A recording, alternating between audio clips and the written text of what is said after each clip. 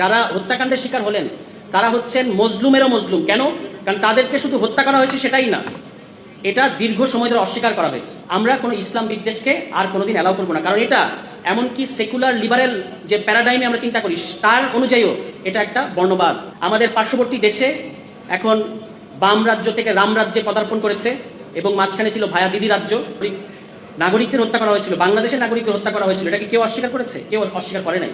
কিন্তু অন্য 8-10টা ফৌজদারি হত্যাকাণ্ডের সাথে এই ঘটনার পার্থক্য কি? একটা গুরুতর পার্থক্য আছে। এটা যদি আমরা ওভারলুক করি তাহলে আমরা এই যে শাপলা গণহত্যা বলা হচ্ছে এর প্রতি সুবিচার করতে পারবো না। যখন আপনারা জানেন যে যেটাকে আমরা বলি ক্রাইমস এগেনস্ট হিউম্যানিটি বা মানবতা বিরোধী অপরাধ, এটা কিন্তু আপনাকে হাজার হাজার পাইকারি দরে লোক মারতে হবে সেরকম না। এটাকে বলা হয় সিস্টেমেটিক এবং ওয়াইড স্প্রেড যে কোনো ক্রাইম হচ্ছে ক্রাইমস এগেনস্ট হিউম্যানিটি, যেটা আপনার দেশে যুদ্ধ নাই কিন্তু একটা নর্মাল সময়ে আপনার রাষ্ট্র, আপনার সরকার ওই দেশের জনগণের উপরে এই ধরনের একটা হত্যাকাণ্ড চাপিয়ে দিচ্ছে, এটাকেই বলা হয় ক্রাইমস এগেনস্ট হিউম্যানিটি। এবং সেটা ওয়াইড স্প্রেড হতে হয় এবং সিস্টেমেটিক হতে হয়, এবং যেই জনগোষ্ঠী আক্রান্ত, যে জনগোষ্ঠীকে টার্গেট করা হয়েছে তাদেরকে কোনো একটা তকমা দিয়ে তারপরে হত্যাকাণ্ড ঘটানো হয়েছে।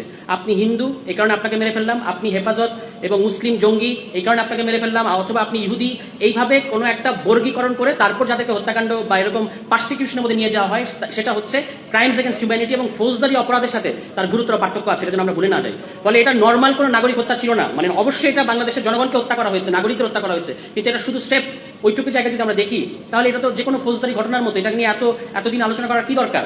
দরকার হচ্ছে এই কারণে যে আমাদের দেশে আমাদের কনস্টিটিউশনাল এবং পলিটিক্যাল পাওয়ার স্ট্রাকচারের মধ্যে এমন সরকার, এমন রাষ্ট্র আসতে পারে যারা নিজ দেশের জনগণকে, নিজ দেশের মানে নাগরিকদেরকে আলাদা করে বর্গীকরণ করে চিহ্নিত করে তাদেরকে হত্যাকাণ্ড এবং গণহত্যার মধ্যে নিয়ে যেতে পারে। এটাই হচ্ছে শাপলার এই ঘটনার তাৎপর্য, আমার কাছে আমি এভাবে দেখি। আরও অনেক আলোচকরা আলোচনা করবেন। আমি শুধু একটা জিনিস বলতে চাই যে আমাদের বিচারের দাবি, বিচার হতে হবে, এটার কোনো বিচার হয় নাই।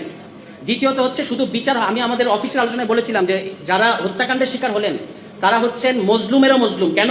কারণ তাদেরকে শুধু হত্যা করা হয়েছে সেটাই না, এটা দীর্ঘ সময় ধরে অস্বীকার করা হয়েছে, ডিনায়ালের মধ্যে দিয়ে নিয়ে যাওয়া হয়েছে। ফলে এই বিচার করতে হবে এবং তাদেরকে শহীদ হিসেবে স্বীকৃতি দিতে হবে। কেন শহীদ হিসেবে স্বীকৃতি দিতে হবে? কারণ তারা একটা অন্যায়ের বিরুদ্ধে সাক্ষ্য দিচ্ছেন, যেহেতু তারা একটা জুলুমের বিরুদ্ধে সাক্ষ্য দিচ্ছেন, এই কারণে তাদেরকে শহীদ হিসেবে রাষ্ট্রীয় স্বীকৃতি দিতে হবে। অন্তর্বর্তী সরকারের কোনো উপদেষ্টা চেষ্টা করেছেন, কিন্তু এইরকম বিচ্ছিন্ন চেষ্টা দিয়ে হবে না, এটা একটা রাষ্ট্রীয় উদ্যোগ প্রয়োজন। বিচার হতে হবে, স্বীকৃতি দিতে হবে, এবং সর্বশেষ সেটা হচ্ছে আমাদের দেশে আমরা কোনো ইসলাম বিদ্বেষকে আর কোনোদিন অ্যালাউ করবো না, কারণ এটা এমনকি সেকুলার লিবারেল যে প্যারাডাইমে আমরা চিন্তা করি তার অনুযায়ীও এটা একটা বর্ণবাদ, এটা একটা হেট স্পিচ। কাজে হেট স্পিচ এবং মত প্রকাশের স্বাধীনতার মধ্যে যে পার্থক্য আছে এটা যেন আমরা গুলিয়ে না ফেলি। এবং ইসলাম বিদ্বেষ এটা সারা পৃথিবীর সেকুলার প্যারাডাইমের মধ্যেই একটা হেট স্পিচ হিসেবে গণ্য করা হয়।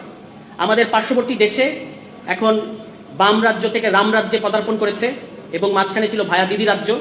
আমাদেরকে কিন্তু আমাদের রাজনৈতিক দলগুলোকে সহনশীল আচরণ করতে হবে, এবং এখানে আমাদের ইসলাম বিদ্বেষ যেমন চলবে না, অন্যান্য যত ধর্মের মানুষ আছে, হিন্দু, বৌদ্ধ, খ্রিস্টান, সবাইকে নাগরিক মর্যাদা সহ নিরাপত্তা নিশ্চিত করা এবং উত্তেজনার ফাঁদে পাড়া না দেওয়া, এটা হচ্ছে আমাদের যারা আমরা রাজনীতি করি তাদের কর্তব্য, সরকারের কর্তব্য।